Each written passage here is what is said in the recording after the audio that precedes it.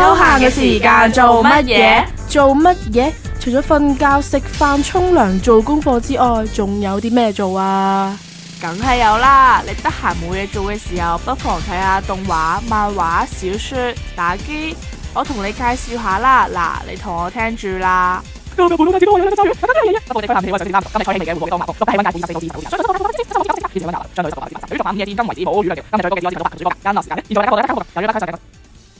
吓？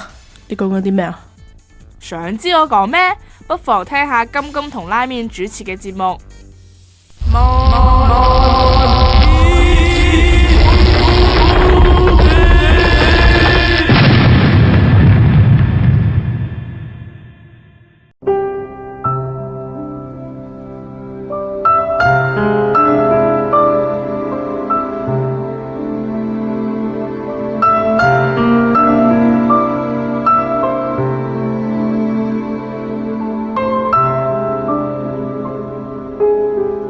大家好，我係海豚，你而家收聽緊嘅係 YM Radio。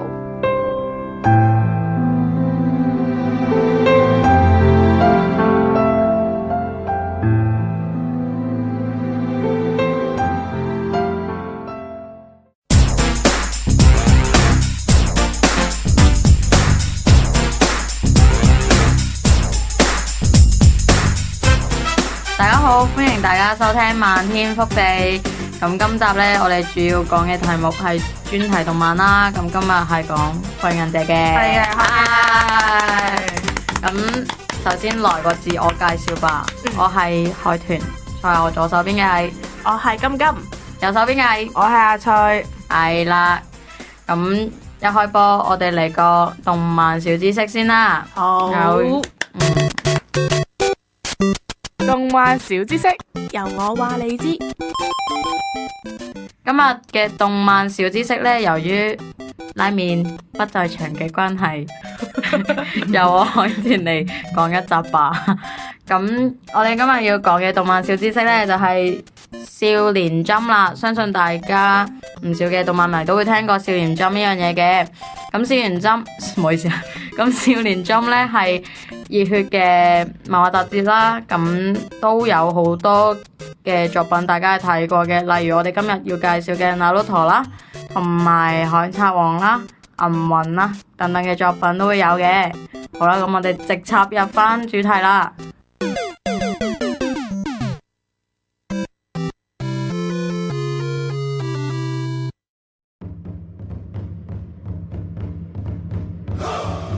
翻返嚟節目啦，咁我哋今日都講咗啦，主題係《那魯陀》嘅，好嘢，但係咧係好好嘢，但係我哋有一個好悲慘嘅消息，就係佢完咗啦！大家覺得好好笑呢樣嘢，係啊，咁佢完咗啦，大家都好傷心，係啦，所以搞到而家個場好靜。阿翠咯，阿翠好正啊！我係咪應該慶幸我仲未睇結局呢？我睇咗啦。其實我未睇結局，但係有人爆咗結局俾我聽，係啦。咁好啦，我哋翻正題先啦。咁呢，大家都知那魯陀嘅中文係叫做火影忍者啦。咁佢係由一個日本漫畫家岸本齊史代表作嚟嘅。咁呢，佢個作品係喺1999年開始啦。咁佢係少年 Jump 上面連載啦。咁喺2014年嘅11月10號發售嘅 Jump 第50號完結。退咗，對唔住，今日集都好退。咁呢，佢嘅出版社呢，就係集英社啦。咁佢單行本冊數呢，就有71卷嘅。即係至到去2014年11月呢，佢就係第71卷啦。咁呢，佢全集有700集。71卷即係有71本嘅意思啦。係啦。啊，71本要儲都係非常之大嘅金額。沒那麼多錢呐。有的。賺到有係咪？咁呢，咁佢嘅故事內容大概就係講話一個村忍者村啦，叫做木葉村啦。咁佢就喺某一年啦，佢就被一隻妖狐叫做九尾嘅動物襲擊啦。咁佢就有一位叫做四代火影嘅人啦，咁佢就犧牲自己啦，咁就封印咗隻妖狐喺一個嬰兒嘅身上啦。咁呢，就呢個就係故事嘅開始啦。而嗰個嬰兒係佢個仔，就係主角。係啦，叫做漩渦鳴人。點解我哋咁樣接嘅？特別啲，都特別。咁佢個仔叫漩渦鳴人啦。咁呢個就係故事嘅引子啦。死啊！突然間講得好專業咁，有啲奇怪。咁呢個故事佢好睇之處咧，都係喺友情啊、啲羈絆啊嘅上面啦。咁點解大家都咁中意睇呢個故事嘅話？話因為啊，點解啊？係啊，就有啲係啊。點解啊？因為唔知喎，都唔睇下睇下真係睇上癮嘅，真係會。嗯，係啊。有冇啲特別嘅地方係好中意嘅？即係佢動畫都出咗成有冇500集啊？好似有600啦，600幾啦，600零幾啦。係咯。我最中意嗰一幕啊，就係佢阿媽同鳴人嘅阿媽同埋阿爸咧，就為咗佢而犧牲啦，跟住將佢即係將個妖狐封印咗喺佢自己嘅仔身上啦。好慘。我覺得呢個犧牲好大咯。係咯，我嗰時睇到嗰段感覺就係心好痛啊！攞住，跟住就仲有部分嘅就係咁佢即係佢封印咗佢個仔身上嘅等個仔大個咗之後咧，咁即係有一個叫做佢嗰個能量叫做查克拉嘛。咁佢係將佢阿媽媽嘅查克拉即係放咗入去鳴人嘅身體入邊。咁嗰陣時鳴人就見到佢阿媽啦。咁佢嗰陣嗰啲對話真係好感人咯。即係冇劇透啊！如果未睇嘅就冇劇透啦。你哋睇啊，真係其實好多位都好有淚點。係啊，係超有淚點同埋好感人。完咗啊嘛，我知，唔好喊。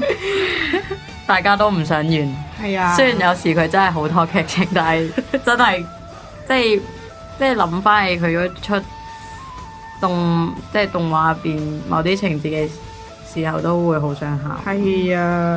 哭吧。有時其實同現實生活咧，譬如友情嗰啲啊，即係都會諗翻起同自己啲朋友咁樣，情不自禁地，即係就哭起來啦。不過我覺得火影講即係講嗰種關係講得太完美啦。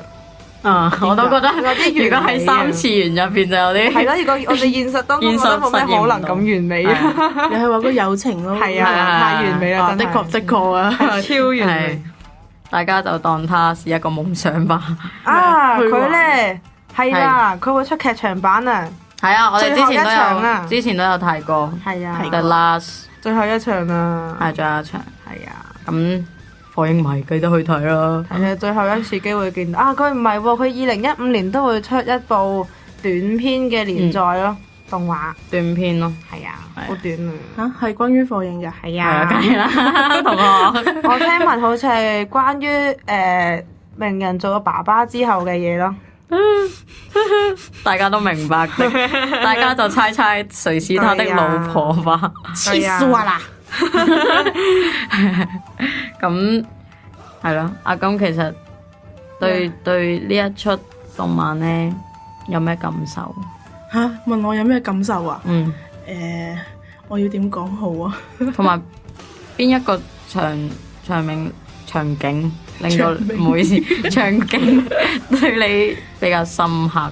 場景深刻嘅我諗下先嚇，其實我都有一排冇點樣追過啊，因為我係諗住養肥先再睇。養肥即係儲埋晒先睇。係啊，養肥。如果你係話漫畫入面嘅話，我好似都唔係好記得咯。我記得嘅就係我睇劇場版嘅時候啦，睇劇場版睇失落之塔關於佢鳴人同埋佢老豆咯。不過鳴人好似即係唔知咯，但係佢最嬲尾嘅時候佢 feel 到。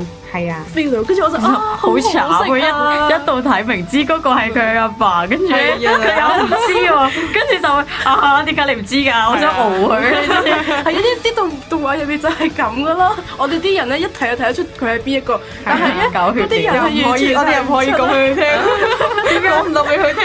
好想攞個傳統㗎，係啊，好慘啊！次次都係咁嗰啲。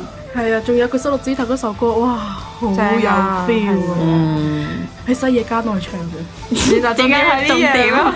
重點啊？因為佢唱啲其他歌都好好聽啊，好有 feel。可唔可以夢思？我開始花痴啦，係啊咁咩啊係啦。咁大家中意嘅角色咧？佐助，佐助，點解？因為佢係黑髮，而且又係白皮膚，跟住又係面癱嗰隻。花痴啊又，阿公唔掂啦，這女全場其係咪花痴實我嚟㗎？好懷疑我係唔係有黑髮控咯，黑化紅，黑髮係嘛？黑化髮頭髮頭髮啊好，因為我好似中意嗰啲角色咧，嗰啲頭髮都係黑色嘅，而且仲係有嗰種又係面癱冰冷嘅氣場，即係面癱係嘛？係，唔知點解，唔知點解。係咁你咧？啊啊！啊，我好多揀咗出嚟啦！主角當然啦，跟住主角爸爸當然啦，主角爸爸都好正喎，好靚仔啊！發事誠意啊，唔該。跟住咁同埋愛羅，我比較中意呢三個。哇！呢個愛羅本身係一個，如果由第一集開始睇嘅，大家都會知。愛羅本身係一個好不理世事嘅一個，佢都係被封印，同埋佢都係好即係好唔中意同人哋交流，係唔中意同人溝通嗰啲小朋友嚟嘅，中意自己算係小朋友佢嗰陣，係啊，算唔算自閉症啊？佢唔算啦，佢會同佢村入邊嘅其他即係自己親人，自己比較親嘅親嗰個，就好似手谷同埋阿壽谷同埋Kanku 咯，唔好意思，我唔記得中文咗，係跟住佢哋三個係比較兄弟姊妹 feel，係啊，雖然好似係冇血緣關係，我記得係啊，即係同埋愛羅都係好似名門咁咧，係因為佢自己俾人封印咗嗰隻沙嗰隻美獸咯，美獸喺身體入邊，美獸喺入邊。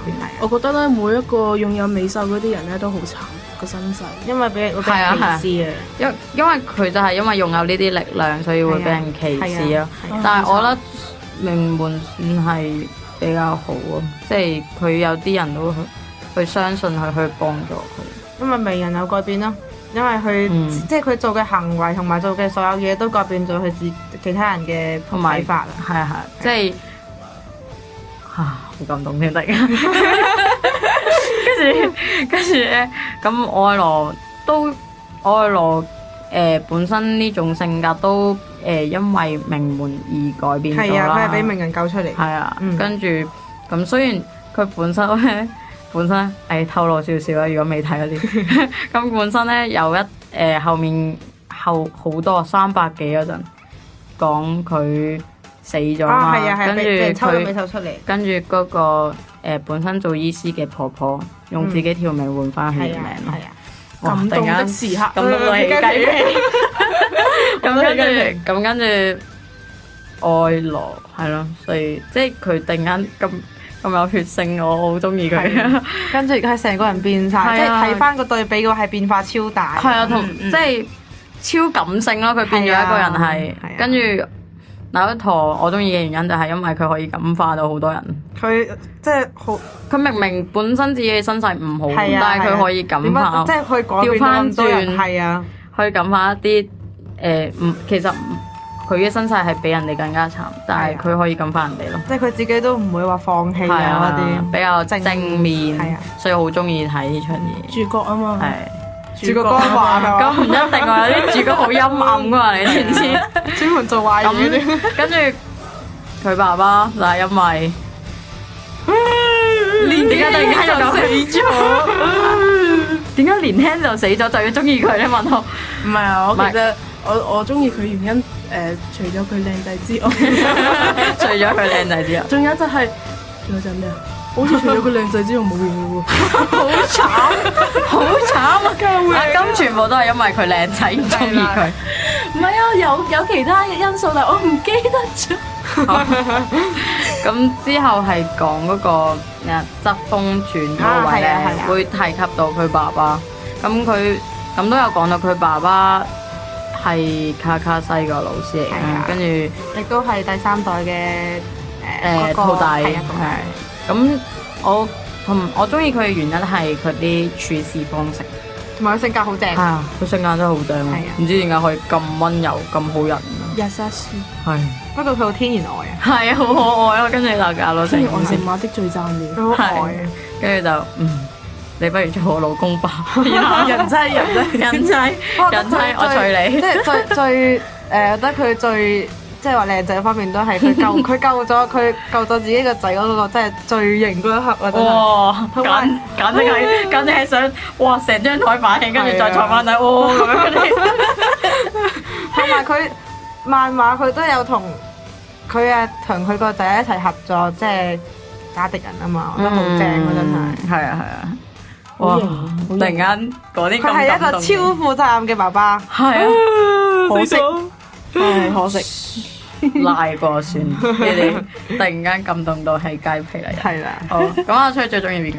其實火影入邊我差唔多個個都好中意，係尤其是女嗰啲唔係男嘅都好中意咯。係啊，其實全部都中意，跟住話係啊，因為我覺得佢每個人啲性格都好正咯，即係嗰種變化同埋嗰種即係關係咧，佢啲友情嗰啲關係咧，全部都好正，同埋互相幫助嗰啲性格都好哇！其實我都同埋我都幾中意卡卡西喎。係啊，我佢好有時好腹黑 feel 咯。有時佢就不過佢就係佢好好人咯，佢係超好人啊！佢即係佢好似咧教佢哋三個好細個嗰陣教名門小櫻同埋在座噶嘛，佢哋大任嘅老師咁。超用一個超嚴厲嘅方法，但係明明就係一個超優しい嘅人，超善良嘅。啊，好萌，對唔住，係啦，咁跟住就係啦，點解我哋會推薦大家睇呢出嘢咧？就係因為要大家有一個夢想，我有一個夢想，我睇到火個影，人都有一個夢想。我個夢想就係成為火影。背後嘅男人，係啦，咁呢出嘢都可，唔好意思啊，咁呢一出動漫咧都幾打動人心啦，咁希望大家都去睇呢個動漫，多多支持。真係結局真係好感人，係，雖然我未睇，我唔會講。佢結局咧感人得嚟，好想掉爛本嘢，好唔符合我自己嘅。不過我覺得有啲誇張咯，真係有啲覺得好慘，我就覺得好誇張啊！佢手法，跟住阿金全部問號喺個頭度。佢話你哋做乜嘢啊？你哋叫我印咁樣去講。係因為唔想劇透。係啊，冇劇透。不過始終翻咗嚟係好嘅，翻咗你係好嘅，翻咗嚟係好嘅，好開心。咩翻咗嚟？唔知啊，唔知啊，唔知啊，唔知啊。係啦，咁呢個咁得人心嘅動漫啦，咁希望可以大家去睇下啦，同埋冇咗啦。唔係佢唔會冇咗㗎，你知唔知啊？你可以翻在我心中翻睇100萬次啦，佢翻睇100萬次，係啦。咁希望大家多多支持啦，同埋佢嗰個劇場版都希望大家可以去睇下啦。感受一下3次元同2次元嘅分別。好啦，咁喺呢個節目完結之前呢，喺節目完結之前呢，咁都有啲小事項向大家宣佈一下嘅。咁嚟緊12月啦，咁大家都知每年一度嘅澳門動漫節㗎啦，咁係喺12月嘅19至21號嘅。咁佢今年嘅動漫節有少少特別啦，我聽講就係會有同人嘅攤位啦，融合咗喺入邊嘅。咁希望大家多多去支持啦，因為我哋都有擺攤㗎。耶！係啦，金嘅攤位係金之金。係啦，咁我同阿翠嘅攤位係結算啦。係啦，結算啦嘅。咁希望大家多多去支持啦。係。好嘢。咁今日嘅講過啦。咁今日嘅節目咧就到呢度啦。咁大家記得去 Facebook 啦，按 YMVideo 啦，咁去按讚，然之後喺下面我哋嗰個節目度留言咧，我哋都會覆返你嘅。拜拜。